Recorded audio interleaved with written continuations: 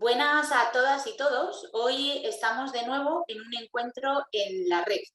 En nuestro encuentro de hoy vamos a conversar con Lucía Embomío, a la que presentaré un poquito más tarde. En primer lugar, lo que vamos a hacer es comentaros que estos encuentros en la red nacen con el interés de ser una acción complementaria a la formación que desde el proyecto Yo Soy Servicios Públicos estamos haciendo con empleados y empleadas de los servicios públicos para la gestión de la diversidad, el reconocimiento de la diversidad social de nuestra sociedad y de nuestra administración, y también para la prevención del racismo y del racismo institucional en particular.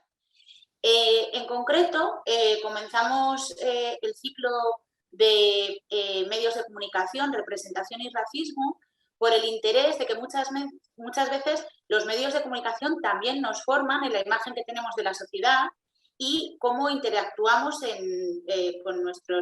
con las personas que nos relacionamos día a día. Nos parecía muy importante generar encuentros donde de manera muy clara y concreta abordar temas como la representación de la sociedad por parte de los medios de comunicación, la existencia de qué relatos existen sobre la migración en los medios de comunicación o cómo se refleja en los medios de comunicación esa diversidad social y si genera racismo o no lo genera. Hoy tenemos la suerte de contar con la presencia de Lucía, a la que voy a presentar ahora y que la verdad es que es un lujo porque ya lleva muchísimo tiempo analizando los medios de comunicación y la representación en los medios y cómo podemos contribuir también desde los medios de comunicación a la eliminación del racismo. Lucía Embomío es licenciada en periodismo por la Universidad Complutense,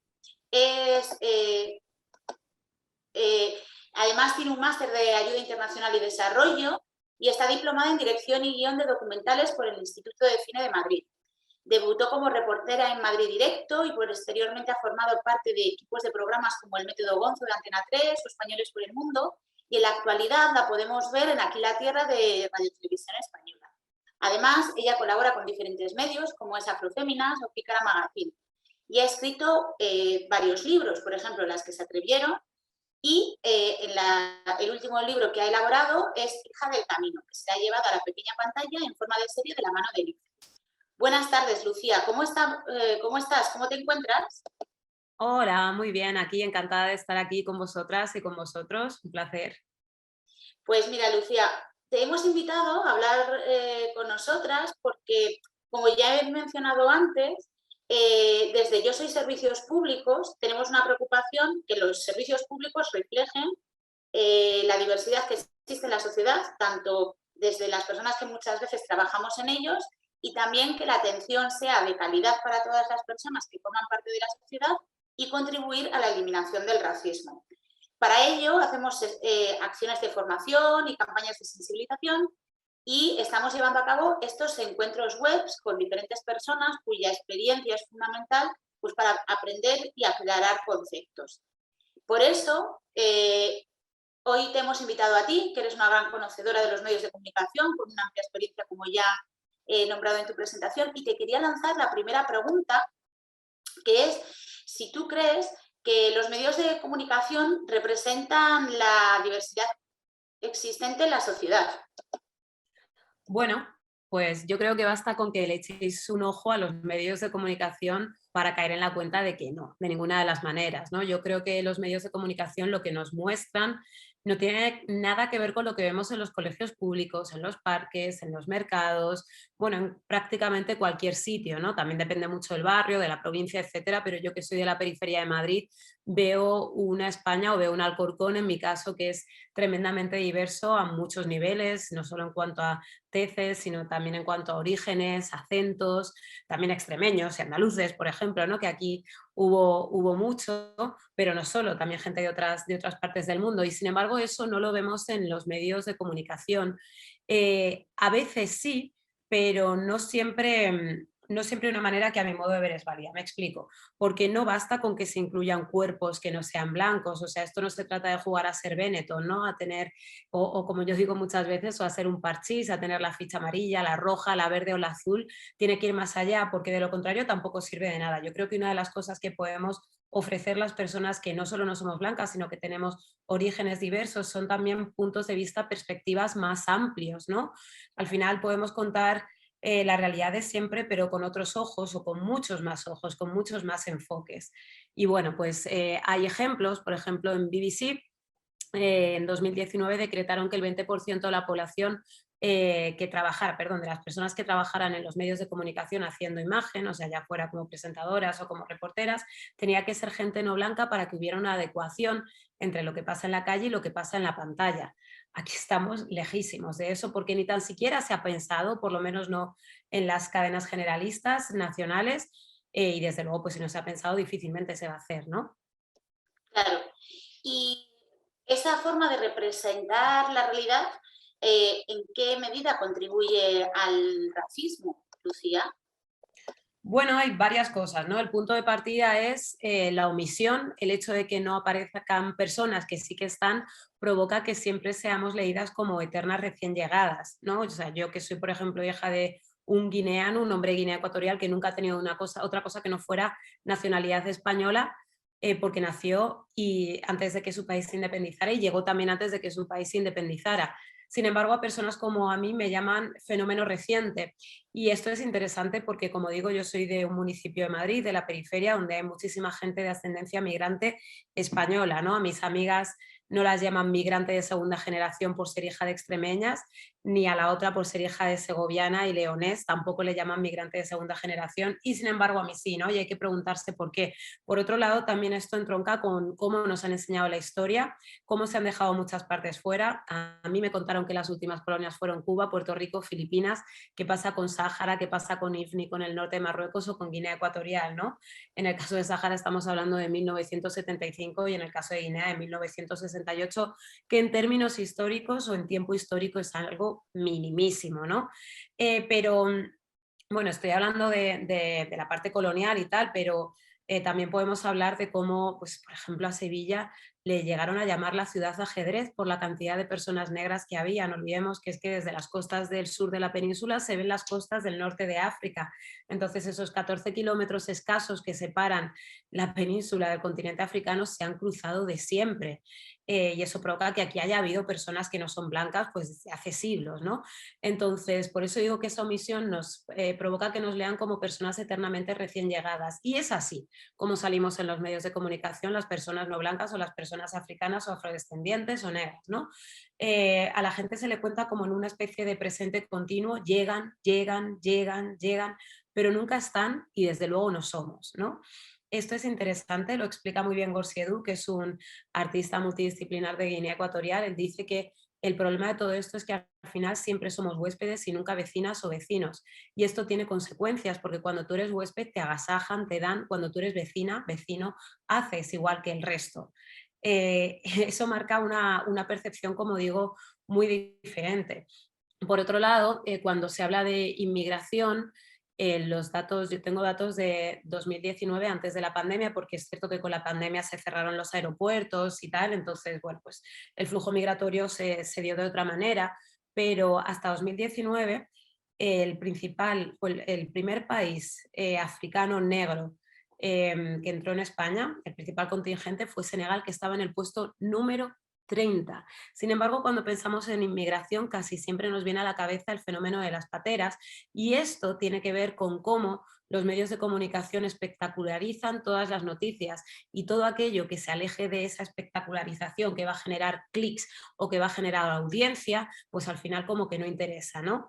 Pero muchas veces esto se cuenta desde una perspectiva tremendamente antiperiodística. Y digo antiperiodística porque una de las cosas que nos enseñan durante la carrera, en esos 5 años en mi época, ¿no? Cuando era licenciatura, es que hay que contar las 5 WH, ¿no? Hay que contar o responder a las 5 WH, que son qué, cómo, cuándo, dónde, por qué. Vale que alguna sea how, ¿no? O sea, sea con H en lugar Sí, de WH, pero bueno, cómo.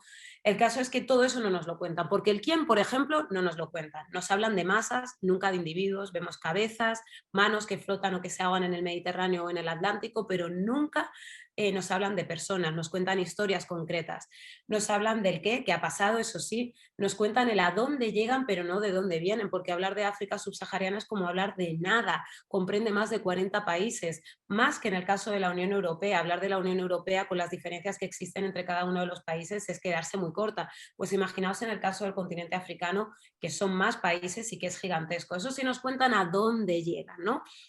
La playa en concreto, etcétera, etcétera. En muchas ocasiones cuando se habla de inmigración, además, hay personas especialistas en inmigración, pero no se está contando con población migrante. Y esto también es un problema. Y cuando se habla de las mujeres, pues solo es si vienen embarazadas o con un bebé en el regazo. Y en demasiadas ocasiones, además, se las culpabiliza, ¿no? ¿Cómo se les ocurre cruzar con un bebé, etcétera, etcétera? O vienen embarazadas para parir aquí y que sus hijos sean españoles, cuando eso no es así. Al final, en virtud del ius sanguini, del derecho de sangre, los hijos, las hijas, les hijes heredan la nacionalidad de sus padres o de sus madres. Por tanto, pues bueno, pues esto no es así, ¿no? Y al final también es reducir a las mujeres a una categoría muy específica, que es la gestación o ser madre, ¿no?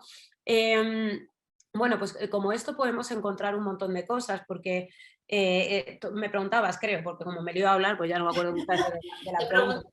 Claro, te preguntaba si existía racismo en los medios de comunicación y además de darnos una amplia respuesta, ya nos has ido como poniendo un poco de ejemplos de cómo se manifiesta el racismo, ¿no? De cómo se cuentan las migraciones, cómo se habla de las personas afrodescendientes. Claro, porque al final a nosotras nos extranjerizan, o sea, por el hecho de ser eternas recién llegadas, es como que yo con mi acento del sur de Madrid, pues constantemente, bueno, o muchas veces tengo que explicarme, ¿no? Tengo que explicar de dónde soy, porque en demasiadas ocasiones me preguntan antes de dónde soy que cómo me llamo a pesar de este acento, ¿no?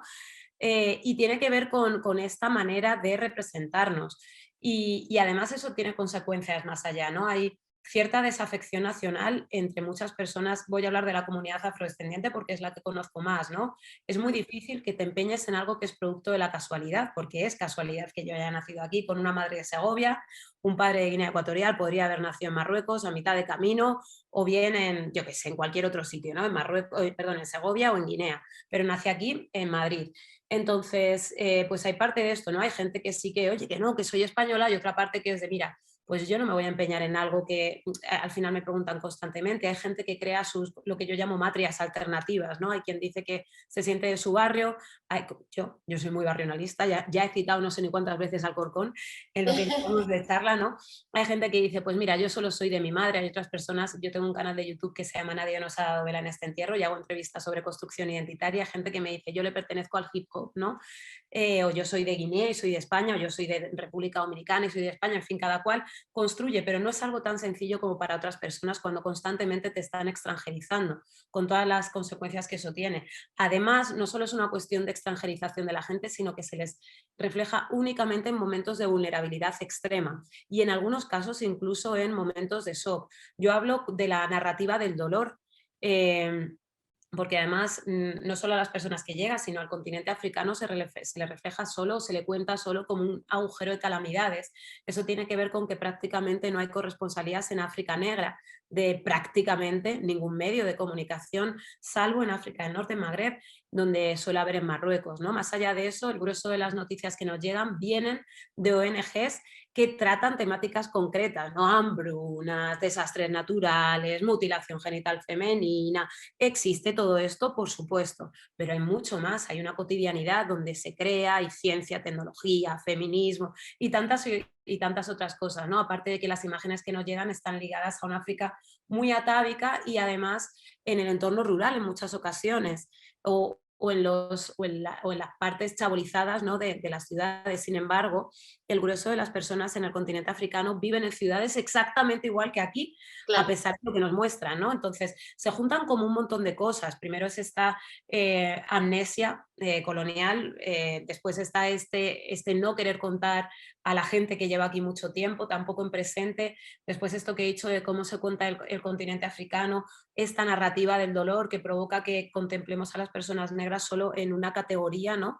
de dolientes, E incluso también, hablamos ahora de los medios, pero podríamos hablar del cine, de cómo esa categoría de migrante parece que al final se convierte en una especie de cárcel. Yo hablo de mi padre es maestro, bueno, ahora jubilado, ¿no? Pero ha sido maestro, jubilado, padre, hermano, hijo, marido, amigo, y otras millones de cosas, ¿no? Un cocinillas de mucho cuidado porque es un crack cocinando, pero al final se acaba reduciendo a una persona con sus mil caras porque todos los seres humanos somos profundamente poliédricos, ¿no? Tenemos un montonazo de caras, pero les reducimos a una solo. Y una persona primero no está migrando todo el rato, ¿no? O sea, ¿cuándo se convierte, como decía Gorsi, en vecino? Y por otro lado, migrante solo es una categoría más de tu vida, ¿no? No se te puede encerrar ahí. Entonces, bueno, pues a esto contribuyen unos medios de comunicación que también habría que pensar quiénes trabajan en los medios de comunicación y desde dónde cuentan. Claro, la verdad que Lucía nos has dado como un montón de tips, ideas y tal, ¿no? Para como a la hora de mirar la información, ¿no? Desde la importancia de reconocer la diversidad no como novedad, sino que ha formado o que nos constituye a lo largo de nuestra historia. Y ya en la actualidad, a la hora de quiénes son los protagonistas de la historia, de la actualidad presente, cómo se construyen a esos protagonistas, ¿no? A mí hay una cosa que en diferentes colaboraciones contigo y también en diferentes o en otras entrevistas, tanto tú como Juan Zobo como otras personas, ¿no? Me gusta mucho el de queremos retratar a personas normales haciendo cosas normales, ¿no? Porque está o la épica del dolor, la épica del desastre o el primero de, ¿no? En plan, las pioneras y tal, y como también lo que supone el cansancio de tener que ser siempre el triple de mejor que cualquiera para poder protagonizar una noticia desde el lado positivo de la sociedad, ¿no? Totalmente. Yo eso lo llamo también la lógica de la excepción o la narrativa de la excepción, como la gente que no está en situación de dolor, desastre, bla, bla, padecimiento, son personas que han salvado a una persona en la ría de Bilbao o han salvado a una chica que se estaba ahogando en la playa en Málaga, o es un tipo que ha escalado un edificio en Francia para salvar a un niño que estaba pendiendo de una barandilla, ¿no? O sea, hay como que ser ultra excepcional para tener derecho a aparecer. Lo cotidiano no tiene hueco, ¿no? Y bueno, como digo, pues al final, a mi modo de ver, eso empobrece también muchísimo el relato. Aparte de que no es justo, de que es mentira y tal. Y lo de la primera D, que esto es una cosa que dice también muy bien mi compañero y amigo Moja Jereu, que es periodista, y qué pasa con la segunda y la tercera, ¿no? Aparte que en muchas ocasiones esto no está contrastado. Yo recuerdo cómo salió en El Español la primera policía negra, no era la primera y desde luego no era la única, ¿no? Pero claro, cada cierto tiempo te aparece esto y al final la lectura que se hace es como, vale, aquí está la excepción que confirma una regla que es así, así, así, así, así, y que es de todo menos edénica. Y que además es algo que también cala en las personas afrodescendientes y o de ascendencia migrante, que es como a ti también te leen como una excepción, porque se supone que existe una regla, ¿no? Y cómo vas creciendo y te van diciendo que tú no eres como el resto, y tú dices, ay, menos mal, ¿no? Porque cala por los dos lados, por la gente que está en nuestro entorno y que son personas blancas, que es el grueso de la población, pero también hacia nosotras mismas, que podemos llegar a infravalorar a personas, esto lo decía muy bien en una de las entrevistas que yo hacía en Nadie nos ha dado vela en este entierro, a Elena García, ¿no? Que puedes acabar teniendo actitudes infravalorativas hacia personas que son como tú. O al contrario, o tener que crecer con complejo, pensar que tú no puedes llegar a determinados sitios, etcétera, etcétera. Porque ese es otro de los problemas, ¿no? Al final, como los medios de comunicación no nos tienen en cuenta, solo nos preguntan, que ahora se ha puesto más de moda, acerca de racismo o inmigración. Como si no pudiéramos hablar de otros millones de temas, ¿no? En mi caso también soy votante, no todo el mundo lo es, ¿no? Porque en las elecciones nacionales quien no tiene pasaporte español no puede votar. O bueno, pues, Claro. en fin, en una serie, ¿no? En las locales, en las autonómicas y tal, sí, pero yo también soy votante, me podéis preguntar por ahí. Yo he viajado un montón por trabajo, ¿no? En más de 40 países he estado haciendo reportajes y documentales y sin embargo se me pregunta solo sobre racismo y sobre inmigración que de alguna manera te están encerrando en tu piel o en el pasaporte y a quienes encima hemos nacido con un pasaporte español debajo del brazo, lo que nos están recordando es que las fronteras que atravesaron nuestros padres y nuestras madres también nos atraviesan a nosotras en el día a día, ¿no?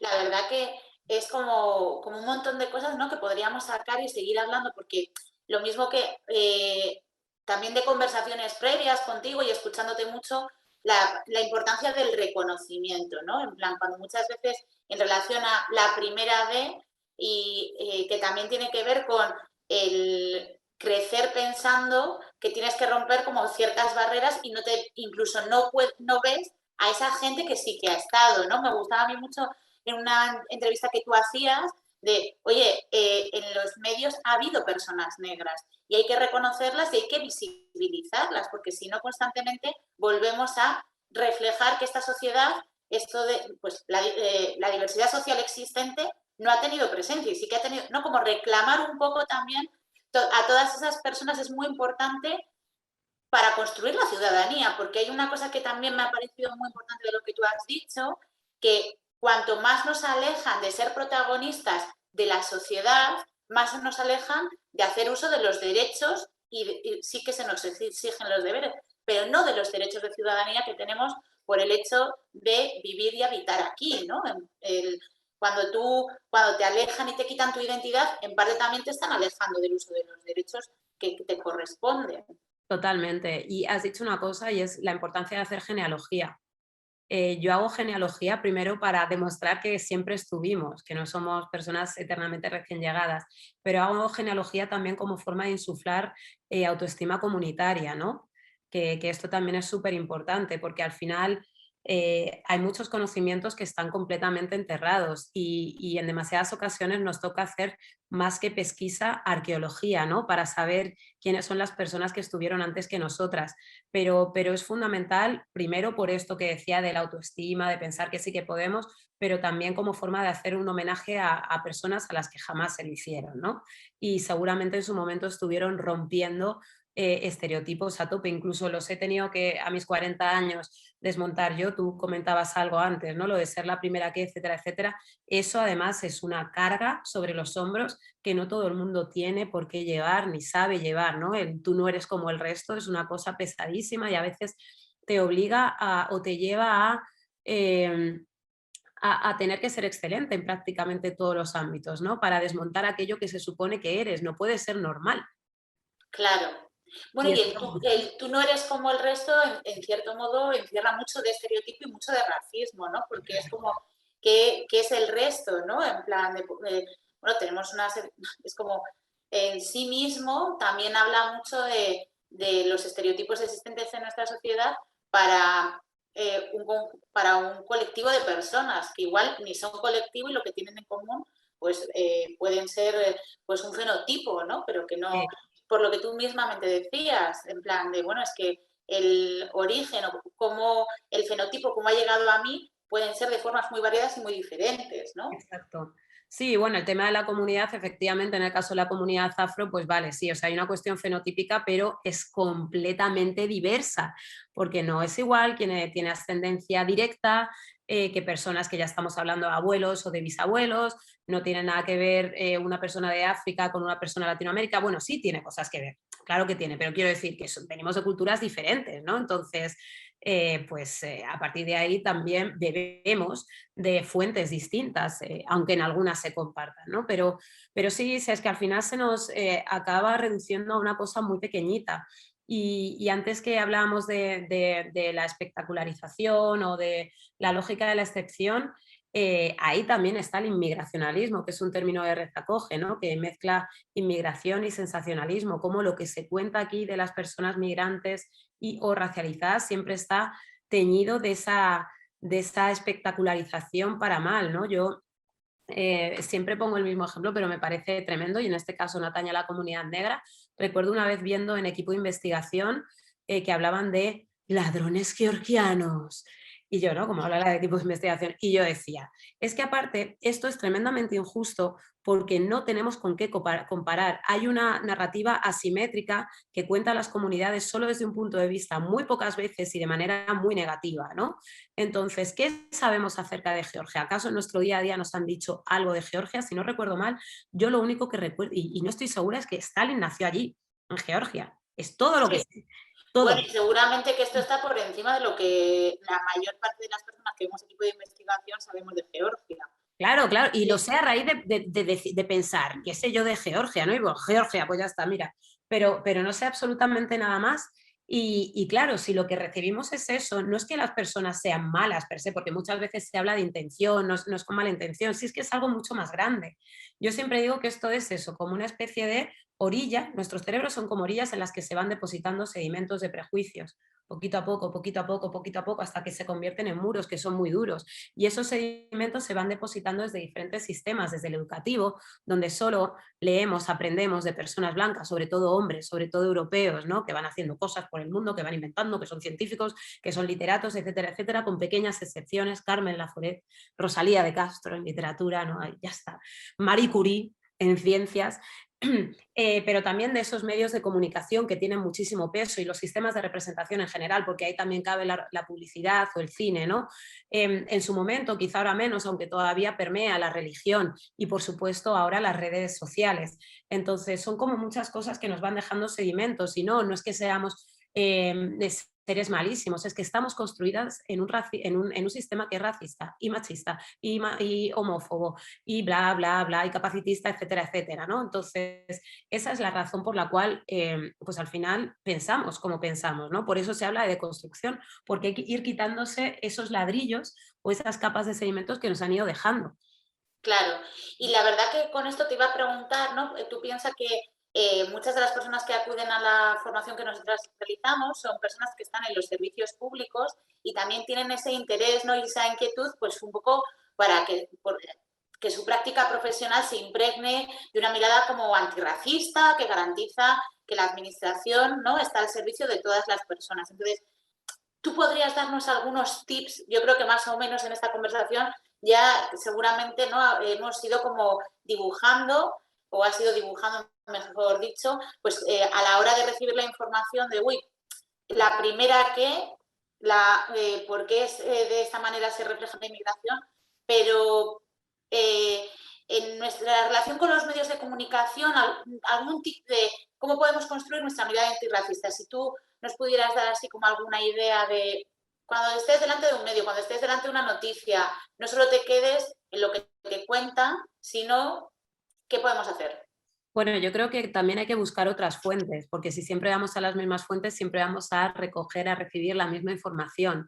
Perfecto. Entonces, ese es el punto de partida. Yo creo que ahora tenemos la suerte de que gracias a las redes sociales, con sus cosas buenas y con sus cosas malas, que las hay también, podemos acceder a otra información que a mí me resulta muy valiosa y es una información que a veces parte de lo personal, y que incurre en la narrativa de la anécdota quizá, pero que sirve para aterrizar conceptos que son mucho más grandes, pero también otro tipo de información que incluye datos, etcétera, etcétera, y que yo creo que está bien que vaya así un poco de la mano. También se está produciendo mucho, porque yo creo que el hecho de que nos hayan dejado fuera y que nos hayan contado durante tanto tiempo, ¿no? De que hayan hablado por nosotras, pues ha traído como consecuencia que ahora tengamos una necesidad tremenda de contarnos. Entonces hay mucha gente contándose, hay varios libros ahora producidos por gente afro que está aquí o que es de aquí. Yo dividiría una narrativa de las migraciones, que en muchos casos cuenta cómo ha sido el viaje hasta aquí, de gente que ha venido del continente africano, y además hay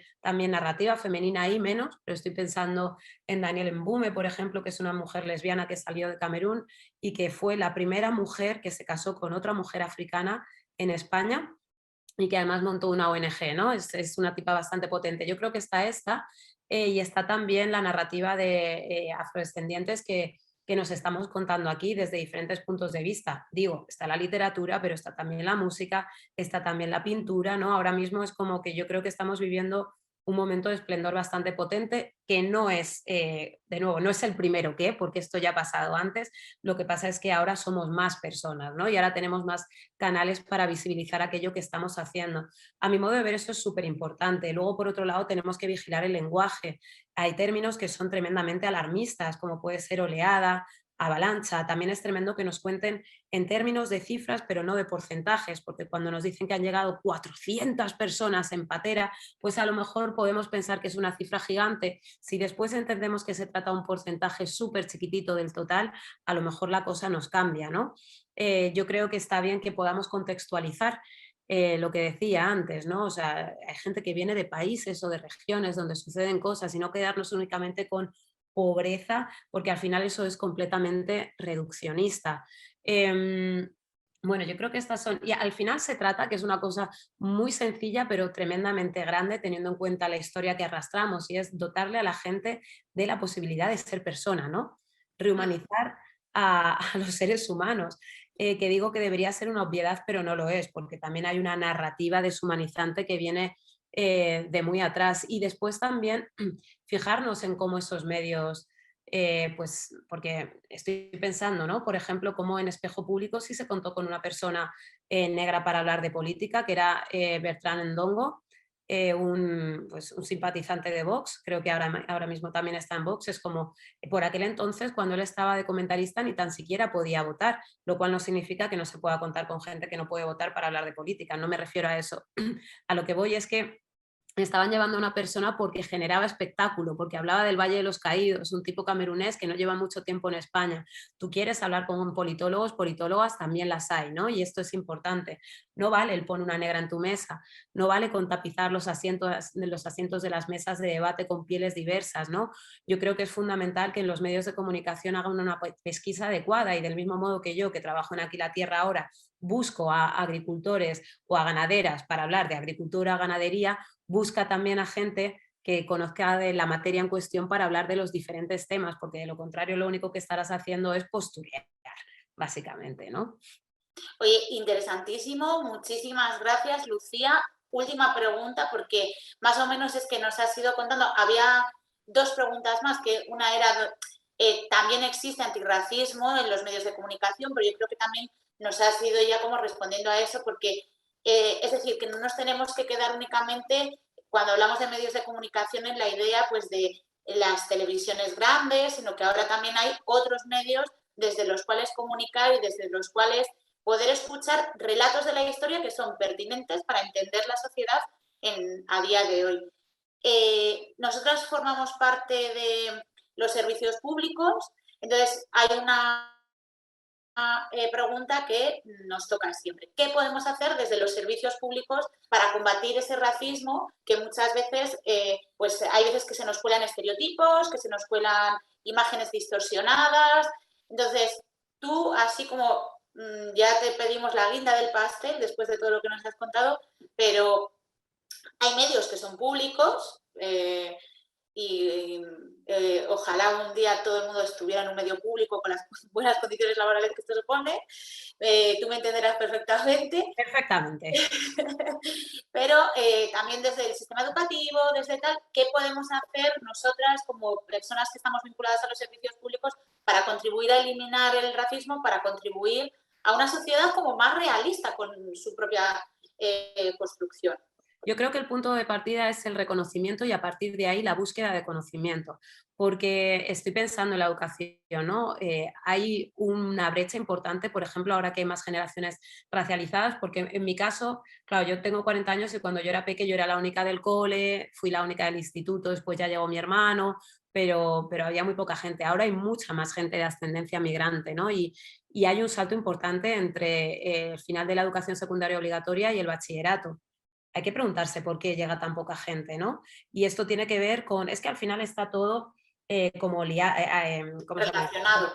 Sí, exacto, porque muchas veces dicen, vale, ¿queréis que haya más periodistas no blancas en los medios de comunicación? ¿Pero acaso estudian periodismo? ¿Acaso llegan a la universidad? Ya, pero es que hay veces que no llegan porque es muy difícil imaginarse en lugares donde jamás te imaginan.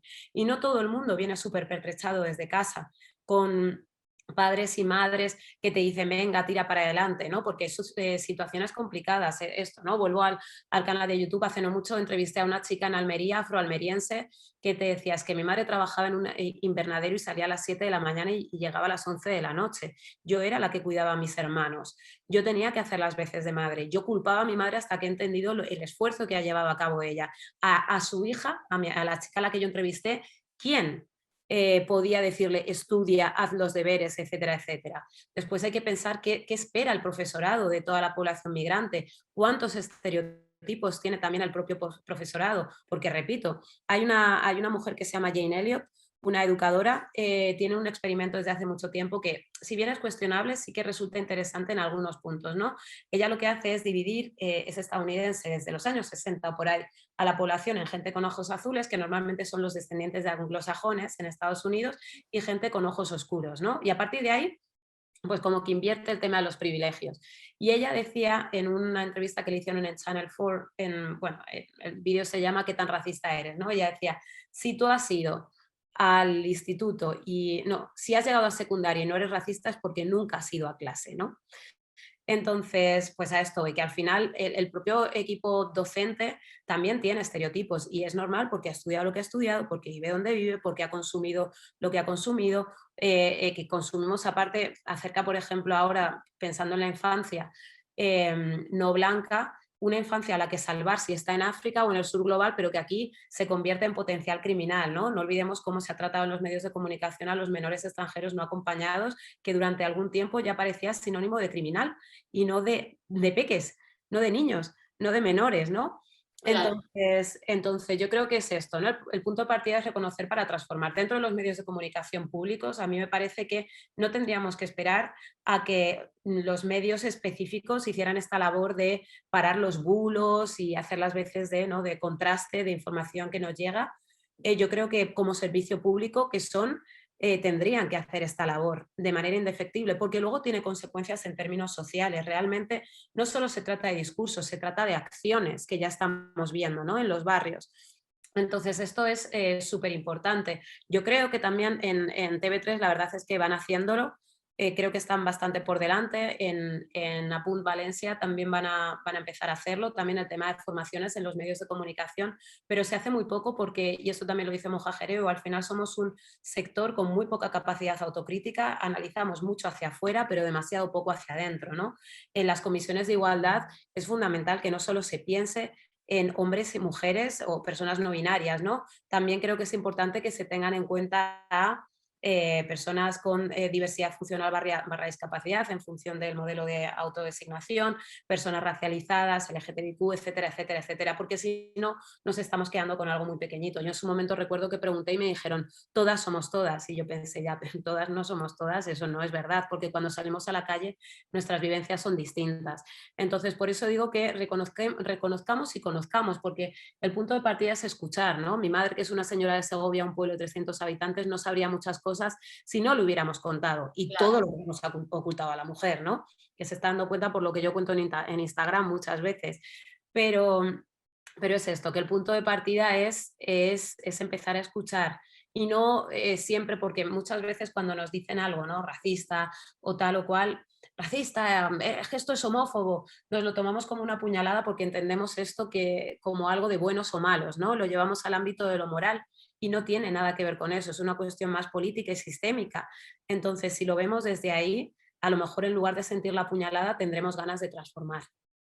Claro, y también también una cuestión de justicia, ¿no? Es decir, eh, todas las personas queremos tener derechos, los tenemos para nosotras mismas, queremos que nuestros vecinos y vecinas también los tengan y tengan las mejores condiciones de vida, ¿no? Entonces, al final no es tanto quién es el máximo responsable del problema, sino cómo vamos a solucionar entre todas las personas, cómo nos vamos a implicar para solucionar estos problemas, ¿no? Que es un poco la vocación de estos encuentros, no es tanto de, oh cielos, qué horror, cómo he mirado yo las cosas hasta ahora, sino como a partir de ahora, cómo puedo también yo mirar las cosas de tal manera que los medios de comunicación tengan una información más justa para todas las personas porque nos ayudan a reflejar la realidad y a intervenir en ella de modo que tenemos una sociedad más justa en derechos, en deberes y para todos y todas. Efectivamente, es que yo creo que cualquier sociedad es mejor si está libre de sus fobias y de sus ismos negativos, ¿no? Ya sea machismo, racismo, etcétera, etcétera. Cualquier sociedad Claro, es mejor. pues sí. Yo no tengo más preguntas. Además, hemos hecho un tiempo así como, han pasado creo como casi ya 45 minutos. Si tú tienes alguna cuestión más, Lucía. Hombre, yo creo que con la brasa ha quedado ya. No, bueno, básicamente esto, ¿no? Que que lean, que busquen, que piensen. Mira, el otro día, por ejemplo, he hablado de varias cosas, pero me he dejado una parte importante como es el aparato que tiene que ver con la salud, ¿no? La medicina. El otro día me salió una mancha y fui al médico y me dijo, bueno, es que las personas negras cicatrizáis así, queloide. No era una queloide, ¿no? Entonces lo puse en redes sociales y un montón de médicas me decían, qué fuerte, es que ahora lo estoy pensando. Últimamente se está hablando mucho de cómo lo que estudiamos son los síntomas de las enfermedades, de la manera en la que afecta a los hombres, pero también a personas blancas. O sea, entonces nos dejamos fuera muchas cosas que podrían ser importantes para la salud, que creo que es lo más importante al final de una Claro, persona. claro. Entonces yo creo que es interesante que todo esto lo miremos en nuestras áreas de conocimiento, ¿no? Y que bueno, que pues lo que decía, ¿no? Que sobre todo que una sociedad es mejor si cuenta con todas sus partes, ¿no? Si sumamos desde todos los lados. Pues sí, totalmente de acuerdo y esperamos contribuir a ello. Te agradecemos mucho, que para nada es una chapa, que siempre son como un montón de conocimientos que pones al servicio de nosotras cuando, bueno, y de toda la gente con la que colaboras, y te agradecemos muchísimo, Lucía, este esfuerzo que haces por acercar todos estos conocimientos a públicos muy variados y distintos, y que, pues nada, muchísimas gracias. Esperamos que a todo el mundo que accede a este contenido pueda ser de utilidad, y os agradecemos que que vayáis a participar de este tercer encuentro, que será el tercer encuentro, y que lo difundiremos el 10 de diciembre, el Día de los Derechos Humanos, un poco como contribución a seguir formándonos, a seguir poniendo mirada, ¿no? Antirracista, y sobre todo por la justicia, para que todo el mundo tenga la posibilidad de reflejarse, la posibilidad de representarse, la posibilidad de ser, para contribuir y para vivir con derechos y sin discriminación. Gracias a todo el mundo. Nos despedimos. Gracias, adiós. Adiós.